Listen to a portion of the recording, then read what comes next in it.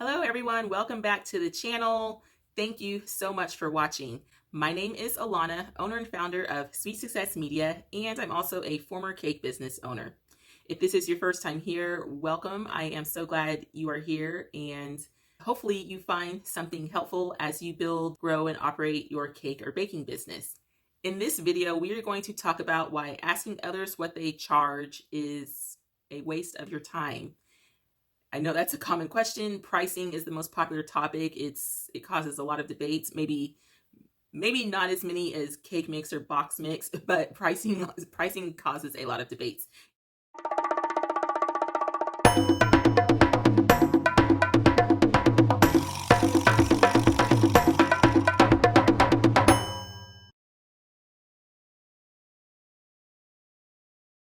If you are in one of the many cake groups or on a message board, you will see that many people they'll post a picture of a cake and then they will ask, what do you charge for this cake? It's just pointless to do that because you want to avoid that question at all costs. Essentially, it boils down to whoever they are selling to is not relevant to your business, like at all. It is not relevant. It doesn't apply to you.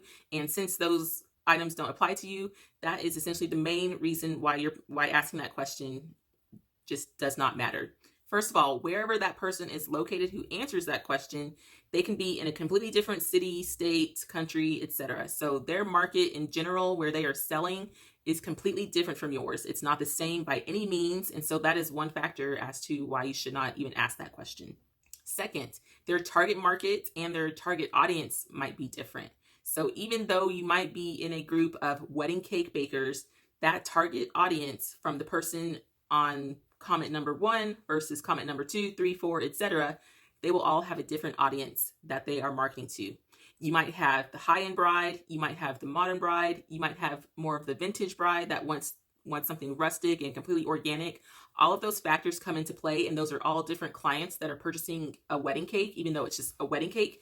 They have all these different factors, and that's another reason why asking what others charge for that particular cake does not matter. Third, that person might not even be your ideal customer.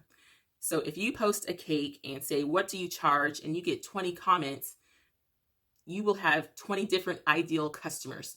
So for example, you might have an ideal customer for one baker that is a high-end bride. So they are already coming out of the gate expecting $2,000 or $3,000 cakes because that is the look that they're going for their event. If you do not sell $2,000 or $3,000 cakes, then your pricing is already going to be off. And same for the reverse. If you have a budget bride and they're only looking to spend maybe $500 for a cake, your pricing is already going to be off. So that's another reason why asking what you would charge for this cake it's pointless. Next, and I think this is tip 4, the baker's skill level might be different. When you are starting out, or even if you're 3 years, 4 years down the line, your skill level changes at every different stage and point in time. So even if you price your exact same cake that you made and you price that cake 2 years later, your pricing would still be different because your skill level has grown. So when you're asking different bakers what they would charge, you're asking people with various skill levels, and so their pricing is going to change based on the skill level. And it's very important to keep your skill level aligned with your pricing. Another reason why you do not want to ask what others charge for this cake, that baker that you're asking might not even be a registered business. And why you might ask yourself, why does this even matter? It doesn't matter if they're a registered business. I just want my pricing. It matters because if you are a business, you have different operational expenses that someone who is still a hobbyist does not have.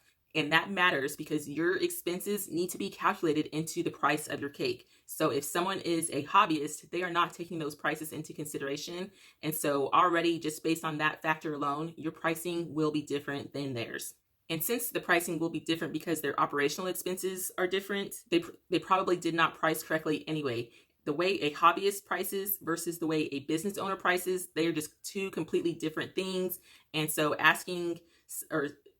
someone who comments on that thread might be a hobbyist, and so you're just already going to get a wrong answer from the beginning. And I do want to clarify, there is nothing wrong with being a hobbyist, but the point of this channel is for people who are business owners or who want to be a business owner. And so I'm giving you tools, techniques, and strategies that apply to business situations. So if you're a hobbyist and you want to transition, then definitely take these tips into consideration. But if you have no plans of changing, then this channel is not for you. Although you're definitely more than welcome to stay. Just know that we are talking about business strategies and business pricing structures. And really, the whole point of this is to help bakers get that business foundation set. So if you just do your homework and get your business structure in place and do the work of calculating all of your operational expenses, your advertising, your marketing budget, your legal fees, your accountant fees, take all of those items into consideration. And so while it's helpful to hear from other bakers, the hobbyist is probably pricing incorrectly and operating at a loss anyways. And so you're getting a wrong answer from the beginning. So you just wasted your time and probably ripped yourself off because you're taking guidance from a variety of bakers that don't really apply to your situation.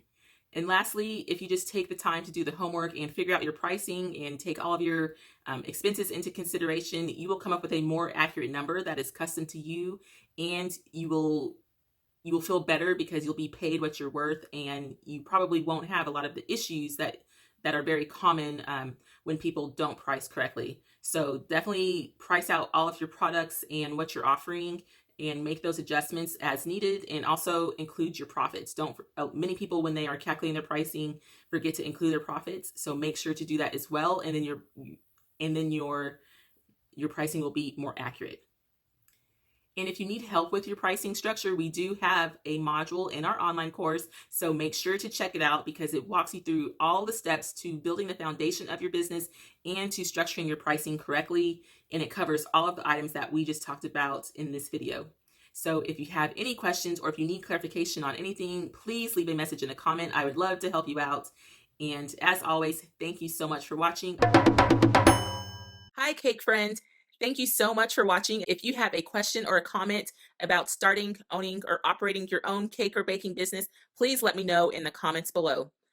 If you found this video helpful, make sure to share with one of your baking friends.